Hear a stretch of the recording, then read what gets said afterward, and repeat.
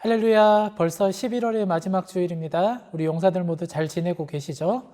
오늘도 예배하는 가운데 하나님의 큰 은혜를 우리 용사들 모두가 충만하게 누릴 수 있기를 주님의 이름으로 축복합니다.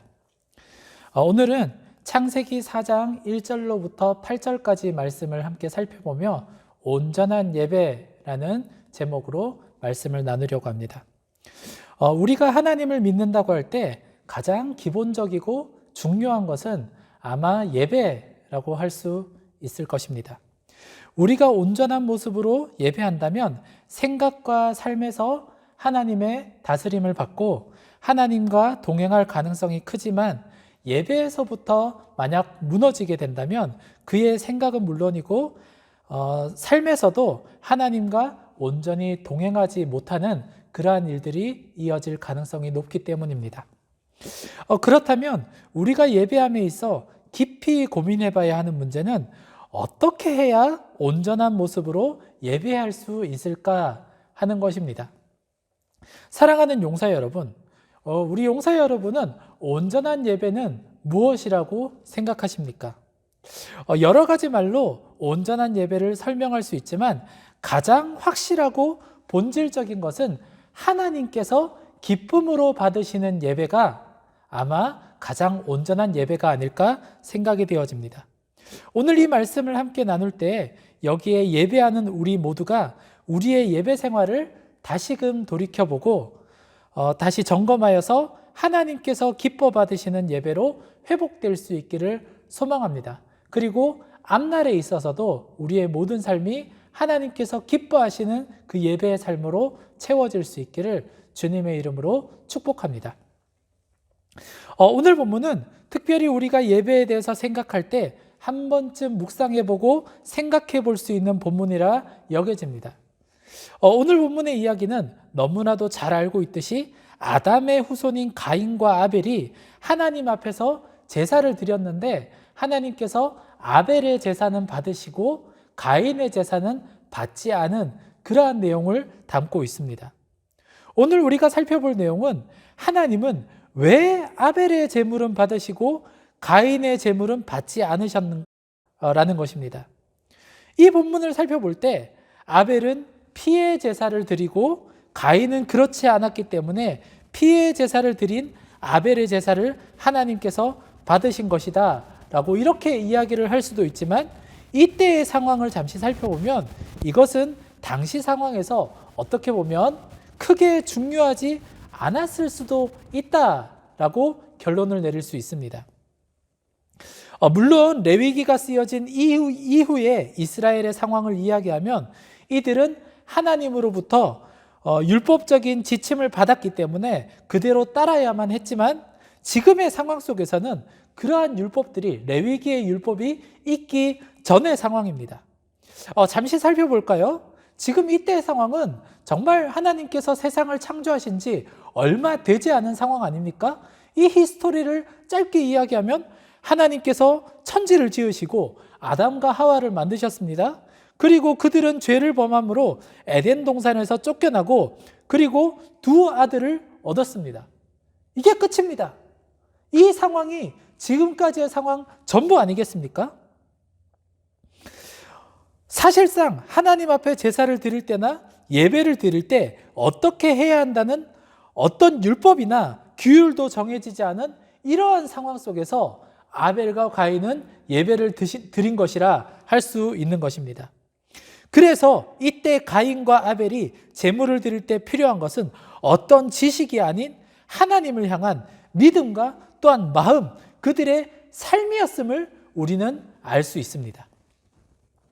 그래서 히브리서에서는 가인과 아벨의 제사에 대해 이 히브리서의 기자는 이렇게 이야기하고 있습니다. 히브리서 11장 4절입니다. 히브리서 11장 4절 제가 읽어드리겠습니다. 믿음으로 아벨은 가인보다 더 나은 제사를 하나님께 드림으로 의로운 자라 하시는 증거를 얻었으니 하나님이 그 예물에 대하여 증거하심이라. 그가 죽었으나 그 믿음으로써 지금도 말하느니라. 아멘. 신약 성경은 하나님이 아벨의 제사는 받으시고 가인의 제사는 받지 않은 이 이유에 대해서 아벨이 가인보다 더 나은 제사를 드렸기 때문이라고 이렇게 말하고 있습니다. 아벨이 드린 제사가 가인이 드린 제사보다 더 나은 평가를 받은 이유를 히브리서에서는, 이 히브리서 기자는 믿음으로 드렸기 때문이라고 합니다. 무엇 때문이라고요? 믿음 때문입니다. 이것이 중요합니다. 하나님이 가인의 제사를 받지 않고 아벨의 제사를 받은 이유가 하나님이 원하시는 이 제물을 올려드렸기 때문이거나 아벨이 가인보다 더 정성을 들여서 올려드렸기 때문이 아니라, 또 가인은 곡식을 올려드리고 아벨은 양으로 제사를 드렸기 때문이 아니라 믿음으로 올려드렸기 때문이라고 성경은 말하고 있습니다. 그렇다면 믿음으로 제사를 드렸다는 것이 어떤 것인지 다시 본문으로 돌아가서 우리 찾아보겠습니다. 오늘 본문 창세기 4장 4절부터 5절의 말씀을 한번 읽어보겠습니다. 4장 4절부터 5절까지 말씀입니다. 우리 한번 같이 읽어보겠습니다. 4장 4절부터 5절 시작. 아벨은 자기도 양의 첫 새끼와 그 기름으로 드렸더니 여호와께서 아벨과 그의 제물은 받으셨으나 가인과 그의 제물은 받지 아니하신지라. 아멘. 여기까지입니다. 성경에는 아벨의 제물을 받으시고 가인의 제물을 받지 않으셨다고 이렇게 기록되어 있지 않습니다. 성경에는 아벨과 그의 제물은 받으셨으나 가인과 그의 제물은 받지 아니하신지라 라고 이렇게 기록되어 있습니다. 즉 하나님께서 가인과 아벨의 제사를 받으실 때 제물만을 받지 않으신 것이 아니라 가인과 아벨, 그들 자신들도 받지 않으신 것을 알 수 있습니다. 이것은 그들이 제사를 드릴 때 하나님께서는 제물을 어떤 걸 가지고 왔는지를 보고 제사에 대해 판단하신 것이 아니라 그들 자체, 그들의 삶, 그들의 마음가짐, 그들의 전 인격적인 부분을 보시고 판단하신 것을 우리는 알 수 있습니다. 이것은 오늘 본문의 문맥 속에서도 확인할 수 있습니다. 하나님이 자신의 제사를 받지 않으시자 가인이 어떻게 합니까? 몹시 분하여 안색이 변합니다. 그러자 하나님께서는 가인에게 이렇게 말씀하셨습니다. 6절부터 7절까지 말씀입니다. 6절부터 7절까지 말씀 제가 읽어드리겠습니다. 내가 분하여 함은 어찌 됨이며 안색이 변함은 어찌 됨이냐. 내가 선을 행하면 어찌 낯을 들지 못하겠느냐. 선을 행하지 아니하면 죄가 문에 엎드려 있느니라. 죄가 너를 원하나 너는 죄를 다스릴지니라 라고 이렇게 말씀하셨습니다. 하나님은 자신의 제사를 받지 않았다고 화를 내는 가인에게 도리어 내가 선을 행하면 어찌 낯을 들지 못하겠느냐라고 따져 물으셨습니다. 하나님이 가인의 제사를 받지 아니하신 이유는 그가 이전에 평소에 행했던 이러한 자세 때문임을 우리는 알 수 있습니다. 또 한 가지 우리가 생각해 볼 것은 가인의 이 태도입니다. 제사를 올려드릴 때 우리의 최선이 하나님의 주권의 위에 있어서는 안 됩니다.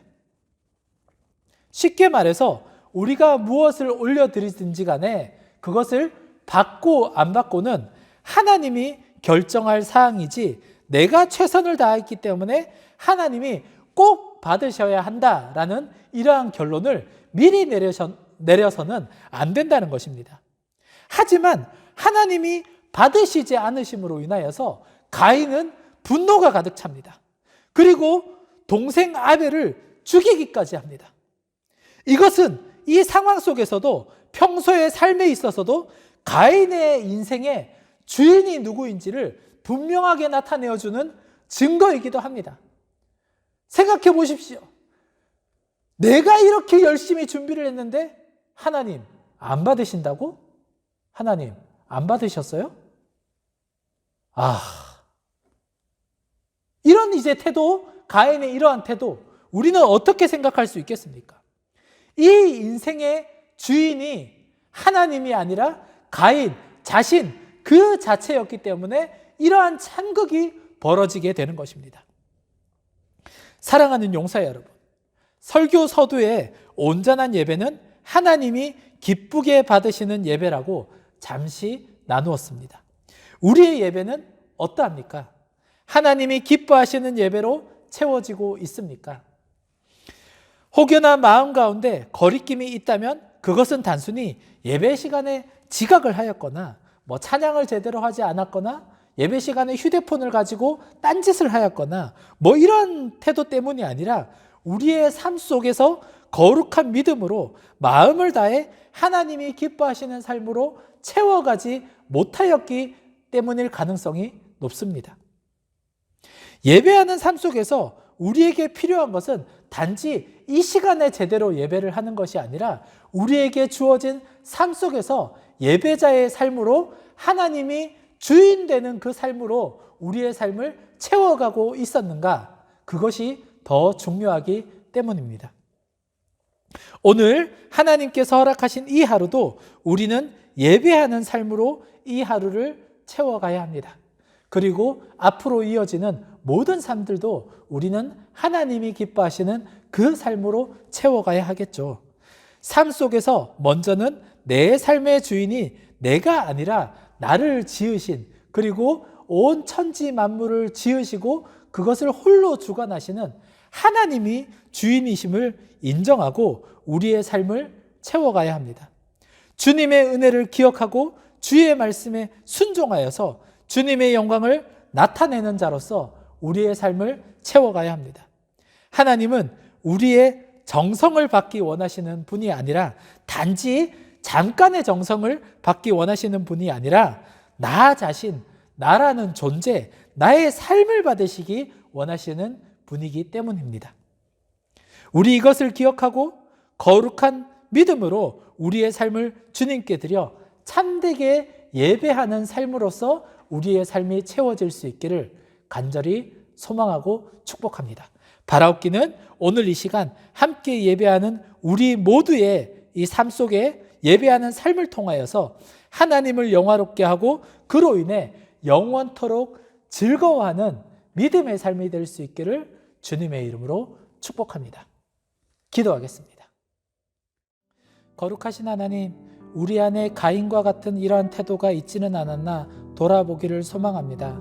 남들에게 인정받기를 원하는 모습으로서 우리의 열심을 올려드리며 남들에게 인정받지 못하면 분노가 부글부글 끓어오르는 그러한 삶의 모습이 우리 가운데 있지는 않았나 돌아보기를 소망합니다. 특별히 하나님 앞에 열심을 내어드리며 헌신하는 이 모습 가운데서도 그와 같은 모습이 있지는 않았나 주님 돌아보기를 소망합니다. 다시금 우리가 하나님 앞에 온전히 고백하고 믿음으로 결단하고자 하는 것은 하나님 우리의 삶의 주인이 되어 주시기를 간절히 소망합니다. 그리하여서 남들에게 인정받는 것에 급급하지 않고 하나님의 기쁨되는 삶으로서 우리의 삶이 채워질 수 있기를 소망합니다. 하나님의 기쁨되는 삶으로 말미암아 주님 우리에게 주어지는 모든 삶 속에서 하나님께 예배하는 삶이 되게 하여 주시옵시고 그저 형식상의 예배가 아니라 믿음으로써 마음으로써 삶으로 예배하는 참된 예배자의 삶을 살아갈 수 있도록 은혜 내려주시고 하나님께서 아벨의 예배를 귀하게 받으신 것처럼 우리의 예배도 귀하게 받으시는 그 모습을 기대하며 나아갈 수 있도록 은혜 내려 주시옵소서. 하나님 오늘 하루의 이 삶 가운데서도 주님께서 우리의 삶의 주인 되어주시기를 간절히 소망하며 앞으로의 모든 삶 가운데서도 우리가 하나님 앞에 그러한 삶의 그러한 예배자가 될 수 있기를 간절히 소망하며 나아갑니다. 주님 우리의 발걸음을 붙들어 주시옵시고 우리가 예배하는 가운데 하나 될 수 있도록 은혜 내려주시고 예배함으로 인하여서 하나님 나라를 확장시켜 나아갈 수 있는 믿음의 사람들 될 수 있도록 축복하여 주시옵소서. 오늘도 함께 하신 주님께 감사와 찬양을 드리며 모든 말씀 예수님의 이름으로 기도드렸습니다. 아멘.